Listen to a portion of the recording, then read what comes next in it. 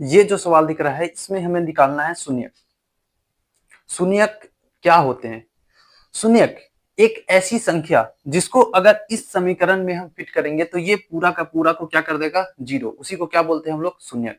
यानी कि इसका जो मान आएगा वो आ जाएगा जीरो, इसी को हम लोग बोलते हैं शून्यक। तो इसको करने के लिए सबसे पहले हमको ये एकदम बिल्कुल सिंपल, बिल्कुल आसान दिख रहा है, इसलिए इसका अभाज्य गुणनखंड सिंपल सा कर देंगे। इसके लिए सबसे पहले ध्यान में ये रखना है कि इसका पहला और अंतिम दोनों पद को गुना कर देते हैं। तो पहला और अंतिम पद को गुना करेंगे तो माइनस में 8 गुना एक्स स्क्वायर बराबर आ जाएगा माइनस में 8x स्क्वायर।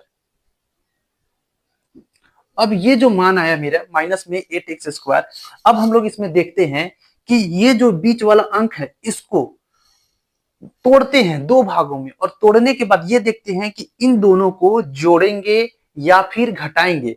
तो 2x आना चाहिए, माइनस में 2x आना चाहिए, और अगर हम गुना करते हैं तो माइनस में 8x स्क्वायर आना चाहिए। ये एक कंडीशन है जो कि द्विघात समीकरण को जब हम तोड़ते हैं, जब इससे मान निकालेंगे तो ये हमें चाहिए होता है।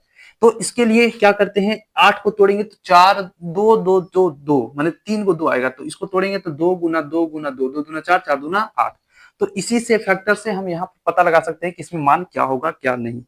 एक्स स्क्वायर, अब देखो माइनस में हमको 2x लाना है, तो इसके लिए माइनस में यदि हम रख लिए 4x और प्लस में 2x और माइनस में 8 इज इक्वल टू 0। अब ध्यान से देखो, अगर माइनस में 4x से 2x चला जाएगा तो क्या बचेगा? माइनस में 2x, और इसको गुना करते हैं 4x गुना 2x, तो 4x से 2x में गुना करेंगे तो 8x स्क्वायर आ जाएगा। यानी कि जो कंडीशन था वो बिल्कुल फिट बैठ रहा है कि इसको जोड़ने या घटाने से इतना आना चाहिए, और दोनों को यदि हम गुना करते हैं तो हमारा माइनस में 8x स्क्वायर आना चाहिए। जब ये कंडीशन पर फिट बैठ जाए तो अब इन दोनों से कॉमन लेते हैं और इन दोनों से कॉमन लेते हैं। कॉमन लेने का अर्थ ये होता है कि इन दोनों से एक संख्या को बाहर निकालते हैं जो दोनों में सेम है, जो दोनों में है उसको बाहर निकाल लेते हैं।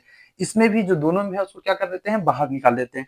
तो इसमें हमको क्या दिख रहा है? तो x, और अगर बाहर निकालते हैं x को तो क्या बचेगा? x माइनस 4, क्योंकि एक्स स्क्वायर का मतलब होता है 2x, उसमें से एक x को बाहर निकाल लिए और इसमें से एगो x को बाहर निकाल लिए, दोनों में x x था तो एगो x को बाहर निकाल लिए। यहाँ पर क्या होगा?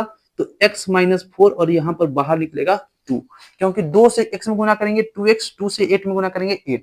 अब यहाँ पर क्या बचा? तो x प्लस 2 और x माइनस 4, इसके बराबर में 0 रहेगा, इसके बराबर में भी 0 रहेगा। अब यहाँ पर इन दोनों को अलग अलग कर देंगे, x plus 2 is equal to 0 और x minus 4 is equal to 0। अब इसको काम करेंगे तो x is equal to minus में 2, 2 इधर प्लस में उधर के चला जाएगा तो माइनस में, और ये 4 इधर माइनस में उधर के चला जाएगा तो प्लस में।